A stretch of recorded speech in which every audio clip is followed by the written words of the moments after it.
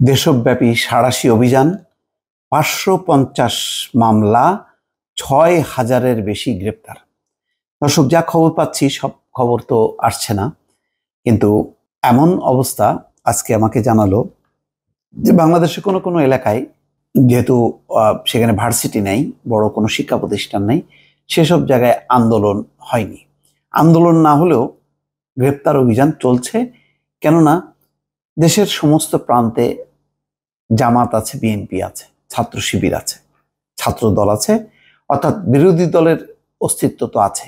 সুতরাং এখন ওই অস্তিত্বের উপরে তাদের নজর, এবং সব আবার নতুন করে সেই ২৮শে অক্টোবরের পরে যেমন চিরুনি অভিযান শুরু হয়েছিল, দেশব্যাপী এখন সেই চিরুনি অভিযান চলছে।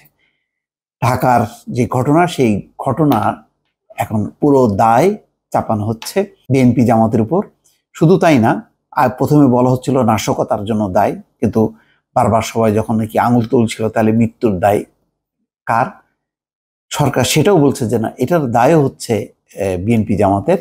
তারা পুলিশের পোশাক পরে, তারা নিজেরাই পুলিশের পোশাক পরে গাড়িতে চড়ে বা বিভিন্ন কায়দায় তারাই হচ্ছে মানুষকে হত্যা করেছে।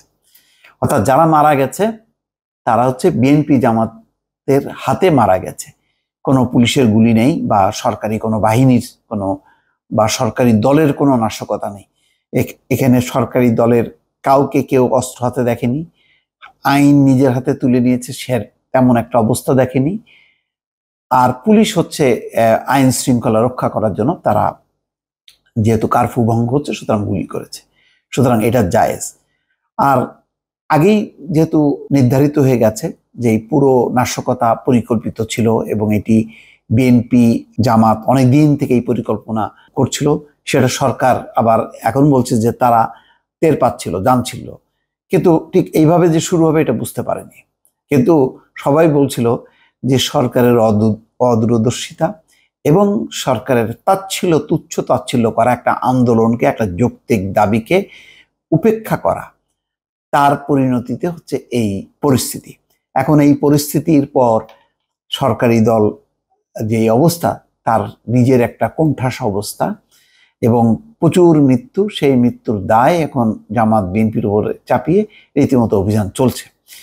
তো পুলিশের বিভিন্ন সূত্র বলছে যে গতকাল পর্যন্ত সারা দেশে ৫১টি মহানগর এবং জেলায় প্রায় ৫৫০টি মামলা হয়েছে। এছাড়া বেশিরভাগ মামলার বাদী পুলিশ, এছাড়াও ছাত্রলীগও অনেক মামলার বাদী। এসব মামলায় গত ৬ দিনে ৬,০০০-এর বেশি মানুষকে গ্রেপ্তার করা হয়েছে।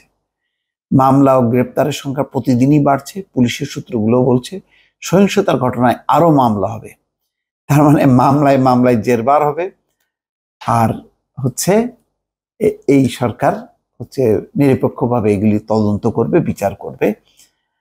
তো এই হচ্ছে দর্শক, এগুলি আসলে বলে লাভ নেই। এখানে বাংলাদেশের জোর যার মুল্লুক তার, সেই শাসন, সেই ব্যবস্থা কায়েম হয়েছে অনেক দিন থেকেই। এটি যখন নাকি তাদের সেই ক্ষমতায় যখন নাকি আঘাত পড়ে বা কেউ ধাক্কা দিচ্ছে, তখন তারা তাদের আসল চেহারাটা উন্মোচিত করছে। এবারও হয়তো তাই হচ্ছে। ভালো থাকবেন। আল্লাহ হাফেজ।